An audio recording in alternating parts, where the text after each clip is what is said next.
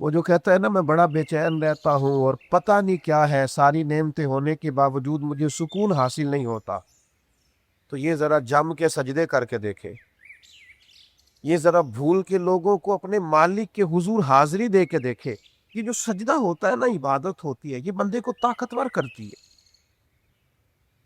آپ جیسے ہی اللہ اکبر کہہ کے رب کی بارگاہ میں کھڑے ہو جاتے ہیں، آپ کو کچھ ایسی روحانیت نصیب ہوتی ہے کہ ذہن، طبیعت، روح، آنکھیں، دل مضبوط ہونا شروع ہو جاتا ہے۔ اور جب آپ سجدے کی کیفیت میں جاتے ہیں، پھر تو گویا پوری عاجزی کرتے ہیں رب کی بارگاہ میں کہ مالک میں نے پیشانی بھی رکھ دی تیرے حضور، جھکا دیا میں نے اپنے آپ کو، تو عظمتوں والا ہے، میں تیرا عاجز بنتا ہوں۔ میرے بھائی، یہ جو عبادات ہوتی ہے، یہ جو انسان اللہ کی بارگاہ میں جاتا ہے، لیکن شرط یہ ہے کہ وہ جائے ذرا توجہ کے ساتھ۔ میں دوستوں سے کہا کرتا ہوں کہ نماز میں موبائل سائلنٹ نہیں کریں، بند کریں، کیونکہ یہ جو سائلنٹ ہوتا ہے یہ بھی توجہ تقسیم کرتا ہے۔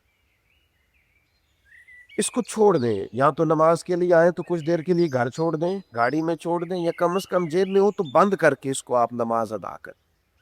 ورنہ یہ اگر سائلنٹ بھی ہوگا تو پھر بھی یہ حرکت کرے گا تو اس سے بھی خلل پیدا ہوگا۔ نماز اگر آپ ذوق سے پڑھیں، شوق سے پڑھیں، آپ کی توجہ ہو، اور پھر اللہ کی بارگاہ میں سجدہ ریز ہو انسان۔ آپ دیکھیے نا، نبی کریم صلی اللہ تعالی علیہ وسلم پانچوں نمازوں کی امامت فرماتے، اور مصروف ترین اوقات نبی کریم کے، یعنی اللہ کے محبوب علیہ السلام نے 23 سالوں کے اندر انقلاب برپا کر دیا پوری دنیا میں، مصروف ترین اوقات، اور پھر حضور جتنا بھی کام کر رہے ہوتے تھے نا وہ سارا دین کا ہی تو کام تھا۔ ایک ایک لمحہ رسول پاک کا اللہ کی رضا کے لیے گزرتا، لیکن اس کے باوجود جب ساری دنیا سو جاتی تو سیدہ عائشہ صدیقہ فرماتی ہے میں نے دیکھا کہ اللہ کے رسول مصلی بچھا لیتے، اور پھر ایک آیت حضور پڑھ رہے ہیں اور ساری رات ہی گزر گئی ہے، ساری رات۔ یہ صحیح مسلم میں آپ کو حدیث ملے گی، فرماتی ہیں صبح میں عرض کرتی یا رسول اللہ صلی اللہ تعالی علیہ وسلم، آپ کے صدقے اللہ اگلوں پچھلوں کو معاف فرمائے گا، آپ اللہ کے محبوب ہیں، اتنی مشقت 2 رکعتوں میں ساری رات گزار دی۔ تو حبیب فرمانے لگے عائشہ، آپ نے کہا ہے نا اللہ کے مجھ پر بڑے انعامات ہیں، تو پھر بتائیے میں اپنے رب کا شکر گزار بندہ نہ بنوں؟ یہ میرے سجدے، یہ میری عبادتیں، یہ میرا قیام تو سجدہ شکر کے لیے ہے، اس کی بارگاہ کی طرف رجوع کرتا ہوں شکر کے لیے۔ میرے عزیزو، دنیا میں سب سے طاقتور وہ شخص ہوتا ہے جس کا مسلح آباد ہوتا ہے، اسے اللہ سے خیر مانگنی آتی، اللہ سے مدد مانگنی آتی۔ آپ دیکھیے، سورج چاند کو گرہن ہوتا تھا تو حضور نماز پڑھتے، بارشیں نہیں ہوتی تھی تو نماز پڑھتے، کہیں کو مشکل آ جاتی تو حضور نماز پڑھتے، حتیٰ کہ جنگوں میں حضرت سیدنا صدیق اکبر رضی اللہ تعالیٰ عنہ ارشاد فرماتے ہیں کہ حضور نے بدر کے دن صفیں سیدھی کرائیں، اپنی اپنی جگہ پہ لوگوں کو تعینات فرمایا، اور کفر کا حال یہ تھا کہ وہ اونٹ ذبح کرتے رہے، گوشت بھون بھون کے کھاتے رہے، اور اللہ کے پیارے حبیب نے ساری رات مصلی پہ گزار، حضور سجدے کرتے رہے، اللہ کی مدد کو پکارتے رہے۔ میرے عزیز، جس شخص کو چند گھڑیاں مصلی پہ بیٹھنا آتا ہے وہ اپنے مالک کے حضور اپنے حصے کی رحمت مانگنے کا سلیقہ رکھتا ہے۔ جس کو رات کو، اگرچہ جو نماز جس وقت فرض کی گئی ہے اسی وقت ہی پڑھنا افضل ہے، لیکن نوافل کے بارے میں ہمارے علماء نے لکھا ہے یہ رات کو پڑھنے افضل ہے۔ اب دیکھیے، بالکل ساتھ گھر تھا نبی کریم علیہ السلام، لیکن سیدہ عائشہ صدیقہ فرماتی ہے حضور گھر میں نماز پڑھتے، دروازہ مسجد شریف میں کھلتا ہے۔ کچھ تنہائی کی عبادت، یہ اجتماعات کی عبادت بہت اعلیٰ ہے، لیکن اگر کچھ وقت ملے کہ انسان تنہا بیٹھے اللہ کے حضور حاضری دے، روئے، جو لوگوں سے دکھ کہتے ہو، دنیا داروں کو بتاتے ہو، کمزور ہوتے ہو، اور پھر اپنا راز کھول کے اپنی عزت میں بھی کمزوری محسوس کرتے ہو، اگر وہ ساری باتیں اپنے رب سے کی جائے اللہ کے حضور کی جائے. میں ایک دفعہ ایک ڈاکٹر صاحب ہمارے دوست ہیں ان کے پاس بیٹھا تھا, تو وہ دوائی دے رہے تھے ایک صاحب کو اور ساتھ کہہ رہے تھے آپ ناراض نہ ہوئیے گا, اصل بات یہ ہے کہ دوا تو میں آپ کو دے رہا ہوں, نسخہ لکھ کے دے رہا ہوں, کھائیے, لیکن آپ کے ذہن میں نا کچھ پریشانیاں ہیں ان کو نکال دیں. آپ اپنے دل سے وہ ساری ٹینشنیں اتار دیں, طبیعت ٹھیک ہو جائے گی. ذہنی طور پر بھی آپ کا فریش ہونا بہت ضروری ہے. تو وہ ڈاکٹر صاحب چونکہ ان کو بتا رہے تھے, تو اب وہ جس طرح سے ہاں کر رہے تھے نا, وہ ہاں نہیں لگ رہی تھی, وہ نہ ہی کر رہے تھے. وہ کہہ رہے تھے ٹھیک ہے ڈاکٹر صاحب, جی انشاءاللہ. تو میں نے کہا میرا مداخلت کرنا بنتا تو نہیں, لیکن اگر آپ دونوں اجازت دیں تو میں کوئی بات کروں. انہوں نے کہا ٹھیک ہے کر لیجئے. تو میں نے کہا ڈاکٹر صاحب یہ دوست پریشان بھی بالکل ہیں, لیکن آپ سے یہ ہاں تو کر رہے ہیں ہلکی پھلکی دل رکھنے کو, لیکن یہ کہنا یہ چاہ رہے ہیں کہ کچھ دکھ انسان کے بڑے نجی اور ذاتی ہوتے ہیں, وہ کسی سے کہے نہیں جا سکتے. کچھ دکھڑے اتنے گہرے ہوتے ہیں کہ وہ تو انسان اپنے آپ سے بھی نہیں کہہ سکتا. وہ ایسی تکالیف ہوتی ہیں کہ ان کو زبان پر کیسے لائے. وہ درد بن جاتا, وہ کرب بن جاتا, وہ زندگی میں آزمائش بن جاتی ہے, وہ بھولنے کا نام نہیں لیتی. تو کہنے لگے پھر بتائیے کریں کیا. میں نے کہا حل ہے نا, رات کو تنہائی میں مصلی بچھائے نا, 2 رکعت نفل پڑھے نا, اور پھر دعا کے لیے ہاتھ اٹھائیں, پہلے اللہ کی حمد کریں, پھر اس کے کریم محبوب علیہ السلام کی بارگاہ میں درود و سلام عرض کریں, اور پھر دعائیں کرنی شروع کریں. جو کسی سے نہیں کہہ سکتے وہ اللہ رسول سے کہہ دیں, اور کھل کے کہہ دیں. راز بھی رکھا جائے گا, کرم بھی ہو جائے گا, رحمتیں بھی ہو جائیں گی. اور نبی کریم علیہ السلام نے فرمایا جو اللہ سے کثرت سے نہ مانگے رب اس سے ناراض ہو جاتا ہے, اور جو زیادہ مانگے اللہ اس سے راضی ہوتا ہے. خوب مانگے اپنے رب کی بارگاہ پہ, خوب مانگے. میں آپ سے بھی عرض کروں گا, یہ طاق راتیں آ گئی ہیں, جو اپنے دوستوں کو بہترین تحفہ دینا چاہتے ہیں نا, وہ ان کے لیے دعائیں مانگے. نبی کریم علیہ السلام نے فرمایا جو دعا کسی مسلمان کے لیے اس کی غیر موجودگی میں مانگی جاتی ہے وہ کبھی رد نہیں ہوتی. اور جب یہ سنیے گا اور یہ یاد رکھیے گا, حضور فرماتے ہیں جب تو اپنے بھائی کے لیے اس کی غیر موجودگی میں دعا کرتا ہے نا, پہلے تو یہ دیکھیے وہ بندہ مخلص کتنا ہوگا جو کسی کے لیے دعا مانگ رہا ہے اور غیر موجودگی میں مانگ رہا ہے, اور بن بتائے مانگ رہا ہے. کسی کے سامنے آپ کہہ دیں تو ہو سکتا ہے خوشامد ہو جائے معاذ اللہ, کوئی ذاتی مقصد نکالنا ہو. فرمایا جب تو اپنے بھائی کی غیر موجودگی میں اس کے لیے دعا مانگتا ہے تو اللہ تبارک و تعالیٰ ایک فرشتے کو مقرر فرماتا ہے جو تیرے سرانے کھڑا ہوتا ہے اور کہتا ہے یا اللہ یہ جو اپنے بھائی کے لیے مانگ رہا ہے وہ اسے بھی عطا فرما, اور اس کی دعا پہ کہتا ہے ہاں ہاں تجھے بھی اس کی مثل ہی ملے. یعنی یہ بھائی کے لیے دعا مانگ رہا ہے, فرشتہ اس کے لیے مانگ رہا ہے, تو سعادت دیکھیے کتنی بڑی ہے. تو دعاؤں کا تعلق بنایا جائے نا. کچھ لوگ آج کہتے ہیں دعا سے کیا ہوتا ہے. بھئی یہ بات ٹھیک ہے کہ عملی کام کرنا بڑا ضروری ہے, پر اگر دعا ہو جائے نا دعا, تو دعا مومن کا ہتھیار ہے. دعا سے یہ ہوتا ہے کہ رات کو اگر مدینے والے محبوب دعا مانگے تو صبح اللہ حضرت عمر کو مسلمان کر کے اسلام کو قوت عطا فرما دیتا ہے. دعا تو انقلاب برپا کر دیتی ہے. دعا اگر آپ کی طبیعت میں لگ جائے اور اگر آپ کو اللہ سے مانگنا آ جائے, آپ بھول جائیں گے لوگوں کو, آپ بھول جائیں گے دنیا داروں, آپ بھول جائیں گے مالداروں, آپ بھول جائیں گے طاقتور لوگوں کو. شرط یہ ہے کہ رب سے مانگنا ہے, اللہ کو منانا ہے, اس کے حضور حاضری دینا ہے. یہ دعائیں اپنی طبیعت کا حصہ بنائیں یار. اللہ کی بارگاہ میں عرض کرنا, آپ مجھے بتائیے کتنی بڑی گارنٹی دی ہے نبی پاک نے. حضور نے فرمایا ماں اور باپ اولاد کے لیے جو بھی مانگیں گے خدا اپنے فضل سے عطا فرمائے گا. اتنی بڑی گارنٹی, جو مانگو گے تم اولاد کے لیے تمہیں دیا جائے گا. تو میرے عزیز پھر اپنے بچوں کے لیے دعا مانگے نا. اور بچوں سے بھی کہوں گا آپ بزرگوں سے بھی دعائیں کرائیں، ضرور کرائیں، پر اگر ابھی ماں باپ سے کبھی دعا کرائیں نا، آپ کبھی بیٹھے نا چند گھڑیاں ابا کے پاس اور کہیں میں مشکل میں ہوں دعا کر دیں، ہلکا سے ابھی آپ کہہ کے جائیں گے تو وہ تو حد کر دیں گے تیرے لیے دعائیں مانگنے والی. آپ کہیں نا، وہ بابا بلے شاہ صاحب نے کہا تھا، پنجابی میں کہا تھا، چلو جن دوستوں کو سمجھ آ گئی ٹھیک ہے، جن کو نہ بھی آئی لطف ان کو بھی آئے گا. بابا صاحب نے کہا تھا تم ادھر ادھر بھاگتے ہو، تمہارے گھر میں بھی تو کوئی بیٹھا ہے نا، اس سے بھی تو دعا کراؤ نا. فرمانے لگے بلے شاہ آسمانی اڈدیاں پھڑدا ہے، جیڑا گھر بیٹھا انہوں پھڑیا ہی نہیں. جو تیرے گھر میں موجود ہے اس پر بھی تو توجہ کرنا یار، اس سے بھی تو دعا کرانا. میرے عزیز، دعائیں اور دعاؤں کا رشتہ آپ کے سجدے میں لذت ہو، آپ کے قیام میں ذائقہ ہو. آپ اتحیات میں بیٹھے تو امام غزالی فرماتے ہیں میں تو جب کہتا ہوں نا السلام علیکہ ایھا النبی، تو میں تو یوں سمجھتا ہوں میرے رسول میرے سامنے موجود ہے.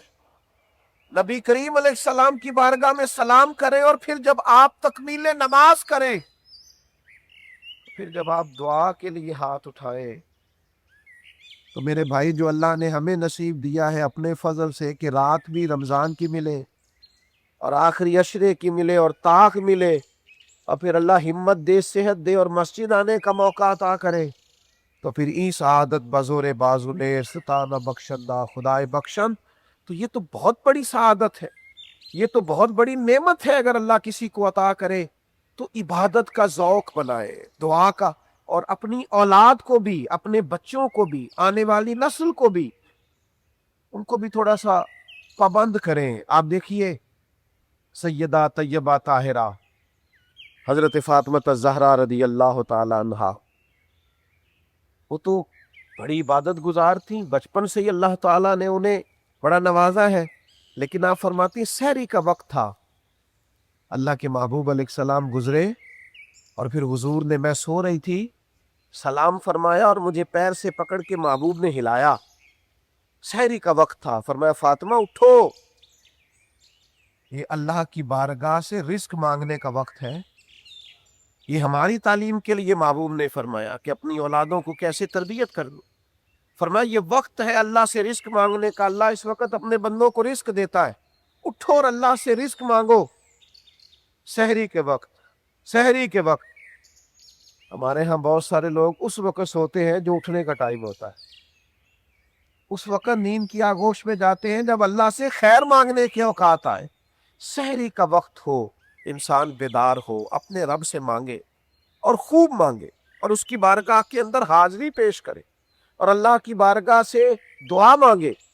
یہ مزاج ہمارا ہونا چاہیے، اپنی طبیعت کو اس طرف لانا چاہیے. آپ بہت زیادہ ڈپریشن سے، انزائٹی سے بچیں گے اگر دعاؤں کا تعلق قائم ہو جائے. اللہ کے حضور حاضری کا یہ لطف اگر نصیب ہونے لگے تو بہت ساری چیزوں سے انسان ویسے بچتا ہے. میں دیکھتا ہوں کہ ہمارے زمانے کے اندر ایک بہت بڑا طبقہ ہے جو بلا وجہ کی پریشانی کا شکار ہے. کوئی خاص ایسا مسئلہ نہیں ہے، لیکن ذہنی دباؤ اور الجھاؤ نہیں جاتا، طبیعت سے فکری انتشار دور نہیں ہوتا. اللہ سے مدد لینے کی ضرورت ہے، دروازہ رسول رحمت پر حاضری کی ضرورت ہے. اپنی طبیعت کو تھوڑا مائل کرے، تھوڑا عبادت کا ذوق بنائے، کچھ درود و سلام کا ذائقہ بنائے، تھوڑا سا کٹیں، تھوڑی تنہائی ہو، انسان اس کا مصلح تھوڑا آباد ہو، وہ اللہ کے حضور حاضر ہو. حضرت عبداللہ ابن عمر رضی اللہ تعالیٰ عنہ فرماتے ہیں مغرب کی نماز ہم نے پڑھی اور کچھ لوگ چلے گئے اور ہم لوگ بیٹھے رہے کہ چلو عشاء کی نماز پڑھ کے جائیں گے. فرماتے ہیں تھوڑی دیر گزری تو اللہ کے حبیب تشریف لے آئے. حضور فرمانے لگے یہاں بیٹھے ہو؟ عرض کی حضور سوچا عشاء پڑھ کے جائیں گے. فرمایا تم یہاں بیٹھے ہو، رب فرشتوں کے سامنے تم پر فخر فرما رہا جو اس کی شان کے لائق ہے. یعنی عبادت کے لیے بیٹھنا، مسجد میں بیٹھ جانا، حاضری دینا اللہ کے گھر کی اتنا بڑا کام ہے کہ اللہ تبارک و تعالیٰ فرشتوں کے سامنے اس شخص کا ذکر فرماتا. اپنے دل کو تھوڑا سا لگایا جائے، دعا کا ذوق بنایا جائے، اپنے بچوں کی طبیعت اس طرف مائل کی جائے، اپنے دوستوں کو شوق دلایا جائے.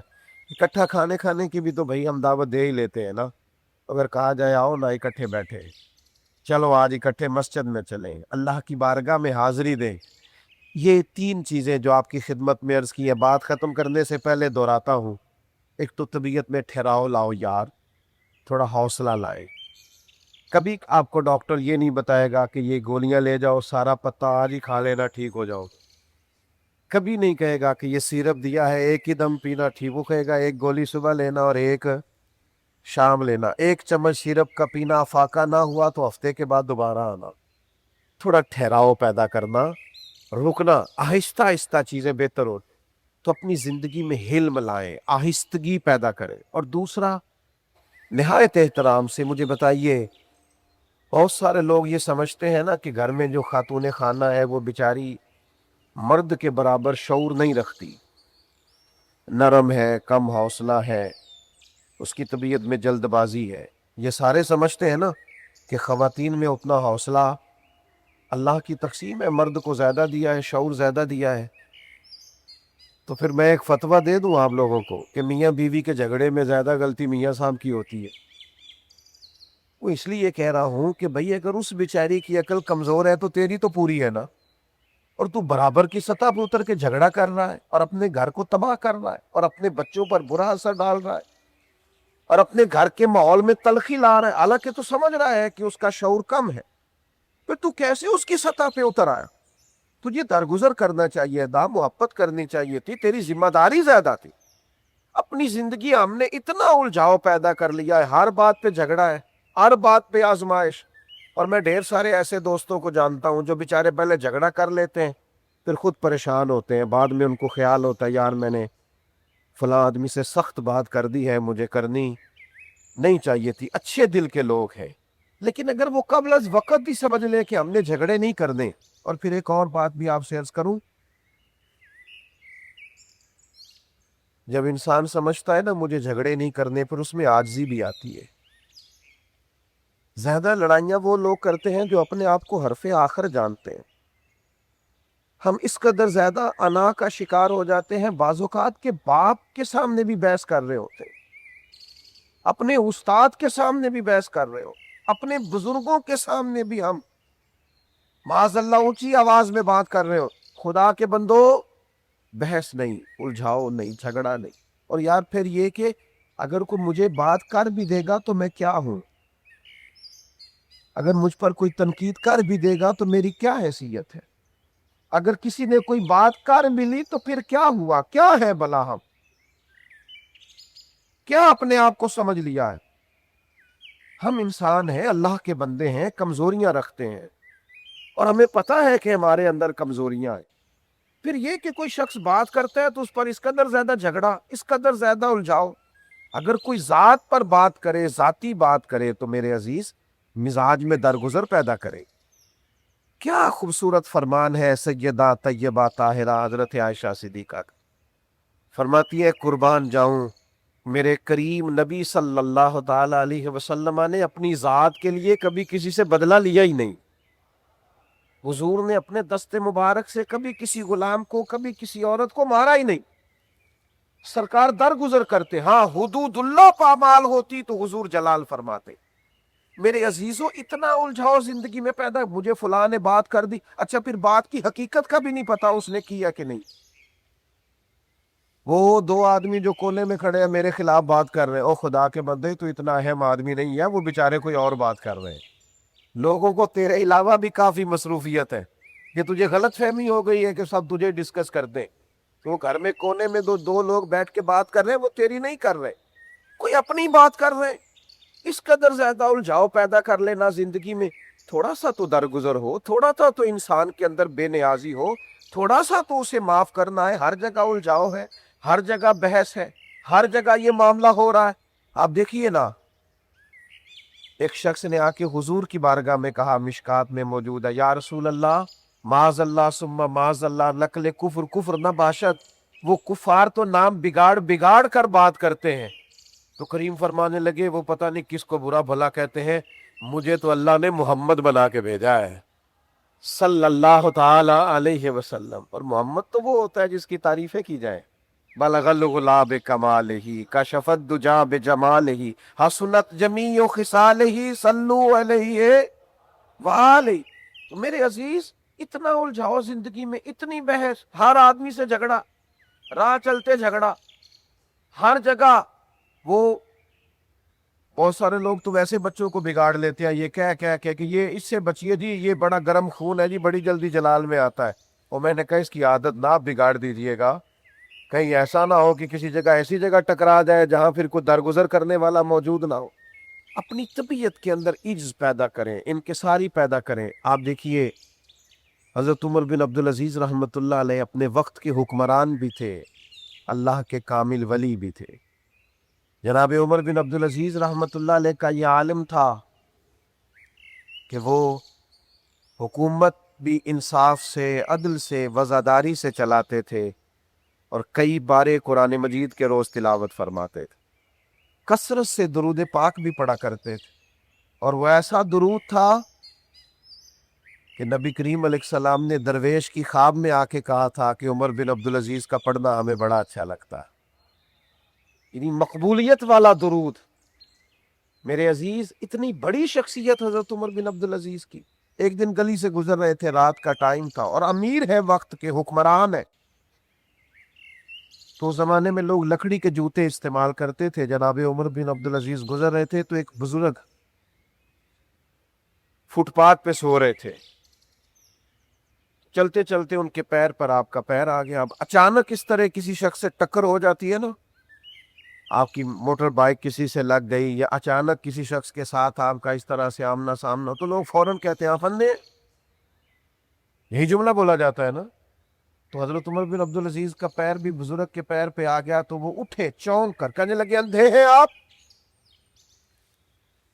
تو وہ جو سپاہی ساتھ تھے نا، دو چار، انہوں نے تلواریں میان سے باہر نکال لی۔ یہ جو کیتلی ہوتی ہے یہ چائے سے ہمیشہ زیادہ گرم ہوتی ہے، انہوں نے تلواریں فٹافٹ نیام سے باہر نکالی۔ تو وہ شخص کہتا ہے آپ اندھے ہیں؟ تو حضرت عمر بن عبدالعزیز بڑے بردباری سے، یہ انداز دیکھیے، بڑے تحمل سے اور تھوڑا سا مسکرا کے فرمانے لگے نہیں بزرگوں، میں اندھر نہیں ہوں، اللہ کے فضل سے مجھے نظر آتا ہے۔ اب وہ جو ساتھ تھے لوگ، انہوں نے تو تلواریں نکالی ہوئی ہیں، وہ تو گردن اڑانا چاہتے ہیں۔ تو حضرت فرمانے لگے تمہیں کیا ہوا بھائی؟ کہ جناب یہ گستاخ ہے۔ فرمایا کیوں، کیا ہوا؟ کہا اس نے آپ کو اندھا کہا ہے۔ آپ فرمانے لگے نہیں، انہوں نے تو نہیں کہا۔ کہ جناب کہا ہے؟ فرمانے لگے نہیں کہا، حضور کہا ہے۔ فرمایا بابا جی دکھ سے بات کر رہے تھے، مجھ سے کر رہے تھے؟ کہ بات تو آپ سے کر رہے تھے۔ تو فرمانے لگے انہوں نے تو ایک سوال پوچھا ہے، انہوں نے پوچھا ہے آپ اندھے تو نہیں؟ تو میں نے کہہ دیا مجھے نظر آتا ہے، اس میں جھگڑے والی کون سی بات ہے؟ تو ایک سادی سی بات ہے نا بھائی، انہوں نے پوچھا ہے آپ اندھے تو نہیں؟ تو میں نے کہا نہیں مجھے، اس میں جھگڑے والی کون سی بات؟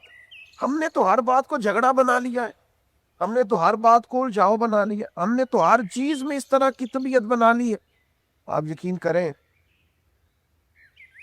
کوئی لمبی بات نہیں ہوتی جب لوگ طلاق کا مسئلہ پوچھنے آتے ہیں اور وجہ نزاع پوچھی جائے کہ میاں بیوی کے درمیان کون سا ایسا جھگڑا ہوا کہ بات طلاق تک پہنچی، تو کچھ بھی نہیں بتا پاتے، کوئی خاص بات نہیں ہوتی، بس دو لوگ جھگڑے،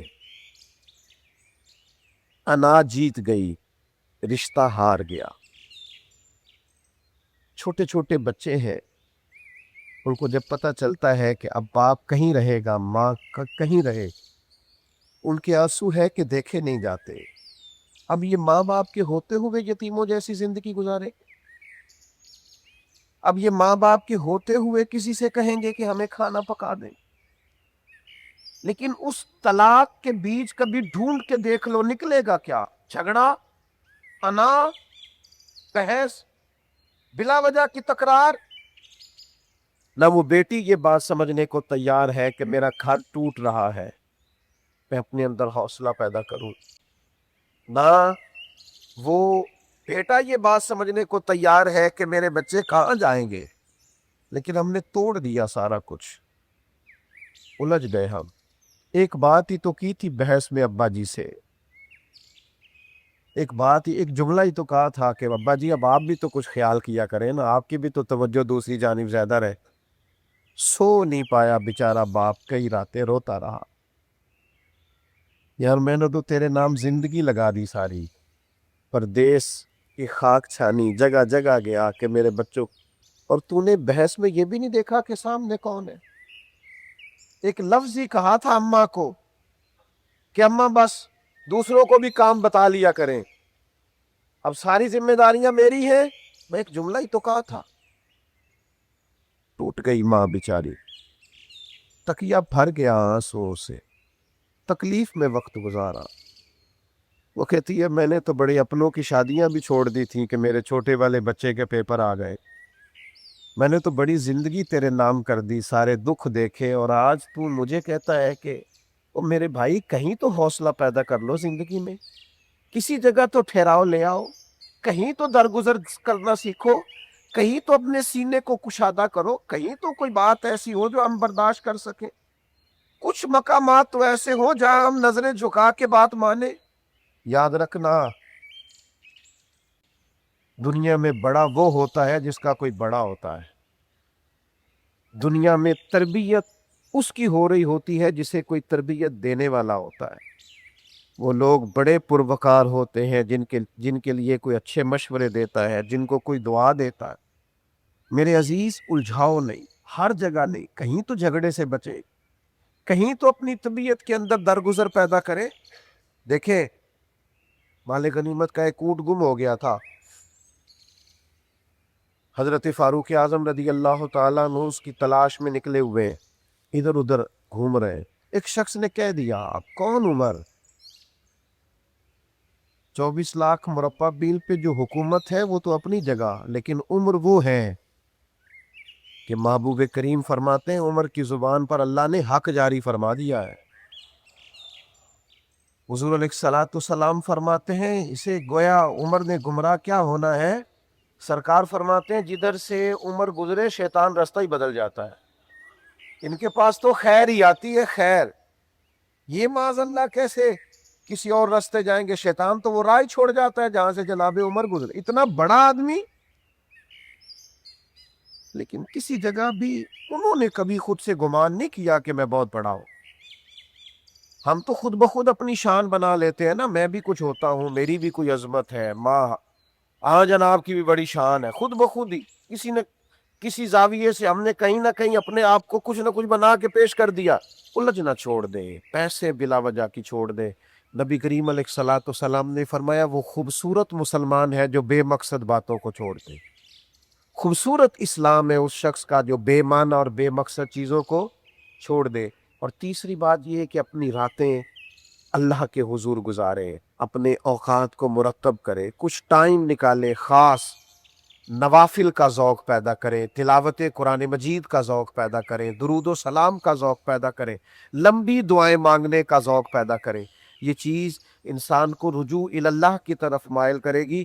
میں زیادہ وقت نہیں لینا چاہتا، جو میری طبیعت ہے اس کے مطابق میں نے بات کر دی، ورنہ کبھی آپ کتابیں کھولیں، انبیاء کے صلحاء کے تذکرے کھولیں تو محنت پوری کرتے تھے اور کام کر کے پھر رجوع اللہ کرتے، کہتے تھے ہم نے کر دیا۔ ایک شرابی دیکھ لیا نا حضرت جنید بغدادی نے تو اس کا منہ دھویا، حضرت سری سختی نے اس کا منہ دھویا، دونوں بزرگوں نے، اور منہ دھونے کے بعد پھر رجوع اللہ، عرض کرنے لگے مالک ہمارے بس میں منہ دھونا تو دھو دیا، دل دھونا تو تیرے قبضہ اختیار، تو کرم نوازی فرما دل کو بھی دھو دے۔ کہتے ہیں یہ سر شام یہ واقعہ ہوا، تہجد کے وقت مسجد گئے تو وہ شرابی ہم سے پہلے موجود تھا، اور اللہ تبارک و تعالیٰ نے اسے توفیق توبہ دے دی۔ رجوع اللہ کرنا اتنا قیمتی ہے، اتنا ضروری ہے کہ امت جیسے جیسے اللہ کی جانب رجوع کرے گی ویسے ویسے باوقار ہوگی، قوت ملے گی، طاقت نصیب ہوگی۔ اللہ تعالیٰ کی بارگاہ میں دعا کرتا ہوں اللہ تبارک و تعالیٰ جو میں کہہ سکا ہوں اسے اپنی بارگاہ میں قبول فرما لے۔